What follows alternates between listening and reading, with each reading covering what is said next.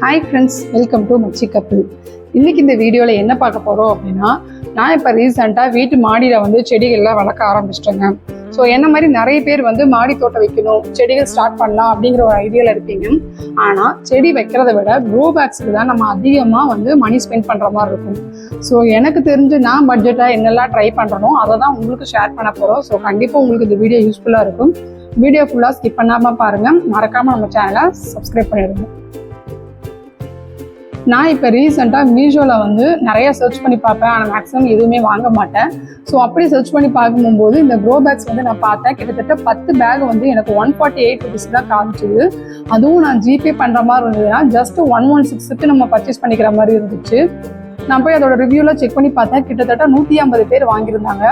So நம்ம try பண்ணி பார்க்கலாம், அமௌண்ட்டும் கம்மியாக தானே இருக்குது, ஏமாந்தால் பரவாயில்ல அப்படிங்கிற ஒரு இதில் தான் நான் வந்து ஆர்டர் பண்ணியிருந்தேன்.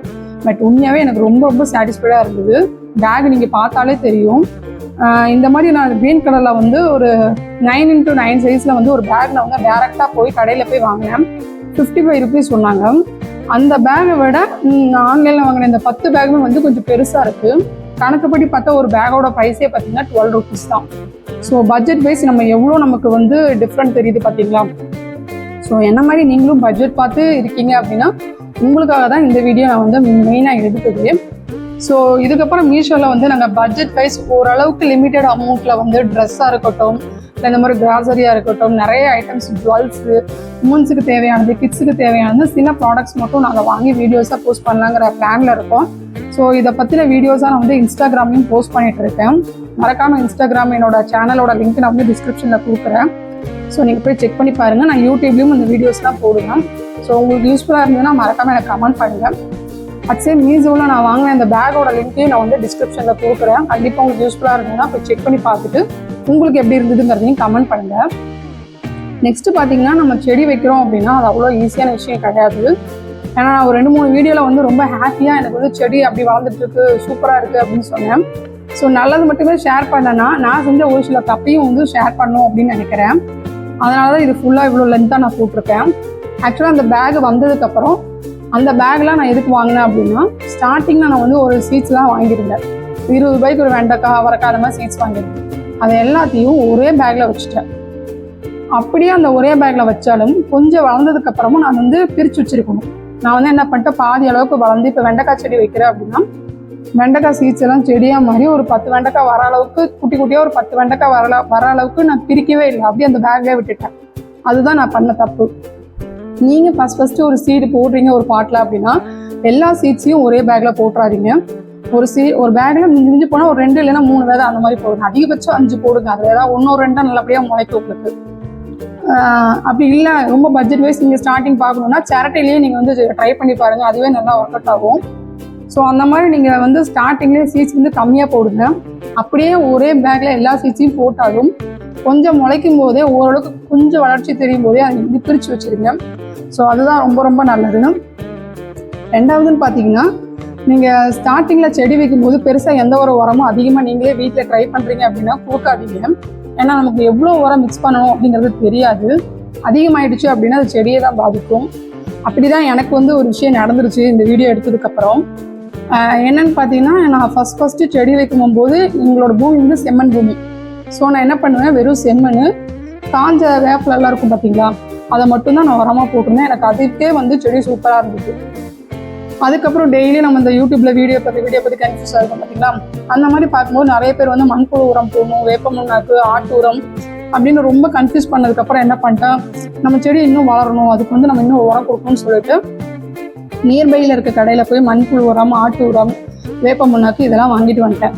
நம்ம தான் அறிவாளியாச்சு, நம்ம அதுவும் இல்லாமல் ரொம்ப பட்ஜெட் வேறு பார்க்குறவங்களாச்சு, எல்லாத்தையும் எதுக்கு மண்ணில் மிக்ஸ் பண்ணி வச்சுட்டு அப்படி பண்ணி உரம் வந்து கரெக்டாக செடிக்கு போகலைன்னா என்ன பண்ணுறது, நம்ம செடி நல்லா வளரணும், சீக்கிரம் வளரணும்னு சொல்லிட்டு என்ன பண்ணிட்டேன், இந்த மாதிரி செடிக்கு வந்து குழி தோண்டிட்டு அந்த குழிக்குள்ளே வந்து எல்லா உரத்தையும் போட்டு செடியை மூடிட்டேன்.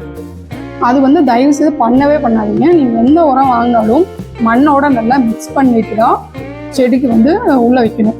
அதுதான் வந்து நல்லது. நம்ம வாங்குகிற உரம் வந்து செடிக்கு வந்து கொஞ்சம் கொஞ்சமாக தான் போகணும். நான் என்ன பண்ணேன்னா, அந்த குழியிலே எல்லா உரத்தையும் வச்சதுனால ஹெவியாக வந்து அந்த செடிக்கு போனதுனால சில செடிகள் வந்து ரொம்ப டல்லாகிடுச்சு, சில செடிகள் வந்து கருகிற மாதிரி ஆயிடுச்சு. அது வந்து நாங்கள் பண்ண பெரிய மிஸ்டேக். பட் எல்லாமே போக போக நம்ம லேர்ன் பண்ணால் தான் தெரியும். ஸோ அதுக்காக தான் நான் இதை சொல்கிறேன். ஏன்னா நிறைய பேர் ரொம்ப ஆசாசியாக வளர்த்துவோம், அது இந்த மாதிரி ஆச்சு அப்படின்னா ரொம்ப டிசப்பாயிண்டடாக இருக்கும். அது இங்கே பார்த்தீங்கன்னா அந்த சின்ன சின்ன விதையெல்லாம் வச்சுருக்கேன் பார்த்தீங்களா, இதுக்கெல்லாம் நான் இண்டிவிஜுவலாக இந்த மாதிரி மண்புழா வச்சதெல்லாம் ரொம்ப ரொம்ப தப்பு. அப்படிலாம் செய்யவே கூடாது. அஃப்கோர்ஸ் இது எனக்கு வருமானம் தெரியாது. நான் ஒரு 1 வீக் செக் பண்ணி பார்த்துட்டு நான் இந்த டைம் வந்து ஃபுல் சீட்ஸு போடல, பாதி போட்டு பாதி எடுத்து வச்சுருக்கேன். நெக்ஸ்ட் டைம் பண்ணும்போது நல்லா உரத்தை மிக்ஸ் பண்ணிட்டு தான் வைக்கணும் அப்படிங்கிறதெல்லாம் தெளிவாக இருக்கேன். ஸோ நீங்கள் முடிஞ்ச அளவுக்கு உங்களுக்கு உரம் வந்து எப்படி போடணும்னு தெரில அப்படின்னா எடுத்ததும் உரம் வாங்கி மிக்ஸ் பண்ணாதீங்க. வீட்டில் மண் சேம் நான் சொன்ன அந்த காஞ்ச இலைகள் இதுவே பெரிய உரம் தான், அதவே ட்ரை பண்ணி பாருங்கள். அதை விட இன்னொரு பெஸ்ட்டுன்னு பார்த்தீங்கன்னா வீட்லேயே வச்சுருக்கிற காய்கறிகள் தான். வெங்காயத்தோல், பூண்டு தோல், நம்ம சமைக்கிற சமையல் ஐ மீன் வெஜிடபிள்ஸோட தோல்லாம் இருக்கும் பார்த்தீங்களா, முட்டை ஓடு, இது எல்லாமே முடிஞ்ச அளவுக்கு சேமித்து வச்சுக்கோங்க. ஒன்று அதை நல்லா நிழலில் காய வச்சு அதை பொடி பண்ணி அதையும் வந்து இந்த மண்ணோட தூவி விடுறதும் ஒரு சூப்பரான உரம்னு சொல்லலாம்.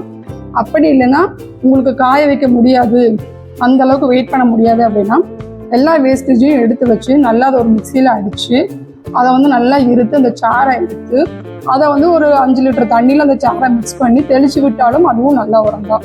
ஸோ முடிஞ்ச அளவுக்கு நீங்கள் வீட்டில் ட்ரை பண்ணோம் அப்படின்னா கண்டிப்பாக அதை ட்ரை பண்ணி பாருங்கள். ஏன்னா நான் இப்போ ரீசெண்டாக இதெல்லாம் ஃபாலோ பண்ணிட்டு இருக்கேன். ஸோ எனக்கு தெரிஞ்சதை ஒன்றுமே தெரியாமல் மாடி தோட்டம் ஸ்டார்ட் பண்ணுறவங்க கண்டிப்பாக யூஸ்ஃபுல்லாக இருக்கும் அப்படிங்கிறதுக்காக தான் சொல்லிட்டேன். நெக்ஸ்ட்டுன்னு பார்த்தீங்கன்னா ஒரு செடி வைக்கிறோம் அப்படின்னா அந்த செடிக்கு வந்து பூச்சி அரிக்கிறது காமனான விஷயம்தான். ஸோ பூச்சி அரிக்கிறது என்ன பண்ணுறதுன்னு சொல்லிட்டு அதுக்குன்னு ஏதாவது ஒரு உரம் வாங்குறதோ அதுக்குன்னு ஏதாவது ஒன்று கெமிக்கல் வாங்குறதோ வந்து அவாய்ட் பண்ணிக்கோங்க. ஏன்னா இதில் வர காய்கறிகள் எல்லாமே நம்ம வீட்டுக்கு யூஸ் பண்ணுறோம். ஸோ ஒவ்வொரு விஷயத்தையும் பார்த்து பார்த்து பண்ணுறது ரொம்ப நல்லா இருக்கும். ஸோ உங்களுக்கு எனக்கு தெரிஞ்சு நான் வந்து வெண்டைக்காய், அவரைக்காய், அப்புறம் தக்காளி, பச்சை மிளகா, கத்திரிக்காய் அதெல்லாம் வச்சேன். நிறைய பேர் சொன்னது கத்திரிக்காயில் தான் பூச்சி வரும்னு சொன்னாங்க. பட் எனக்கு வெண்டைக்காயில் தான் பூச்சி வந்தது. இலையெல்லாம் வந்து அப்படி ஒரு மாதிரி பூச்சி அரிக்க ஆரம்பிச்சுது.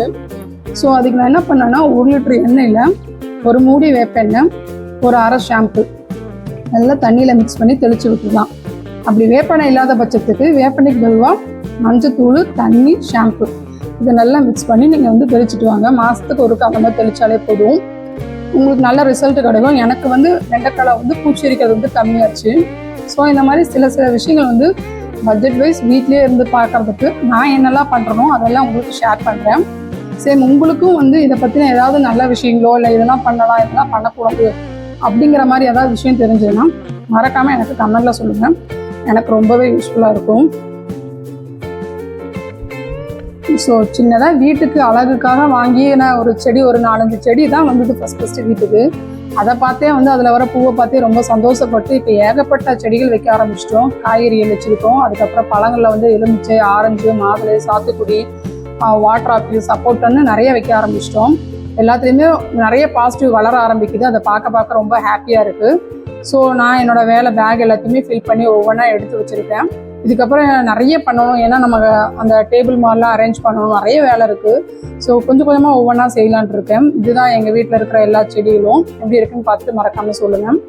சேம் நான் சொன்னதே தான். உங்களுக்கு இந்த செடி வைக்கிற விஷயமா வேறு ஏதாவது உங்களுக்கு பட்ஜெட் வைஸ் ஏதாவது ஒரு ப்ராடக்ட்டோ எதுவாக உங்களோட சஜஷன் எதுவாக இருந்தாலும் கண்டிப்பாக எனக்கு சொன்னீங்கன்னா எனக்கு ரொம்பவே யூஸ்ஃபுல்லாக இருக்கும்.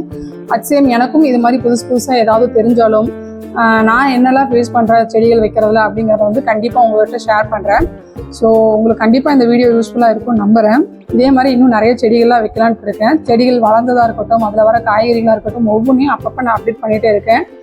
அஃப்கோர்ஸ் ஷார்ட்ஸாகவும் நான் போட்டுட்டு தான் இருக்கேன். ஸோ மறக்காமல் நம்ம சேனலில் போய் பாருங்கள். ஸோ இந்த வீடியோ கண்டிப்பாக உங்களுக்கு யூஸ்ஃபுல்லாக இருக்கும்னு நம்புகிறேன். இதே மாதிரி வேறு ஒரு நல்ல வீடியோவில் மீட் பண்ணலாம். மறக்காமல் நம்ம சேனலை சப்போர்ட் பண்ணுங்கள். தேங்க்யூ.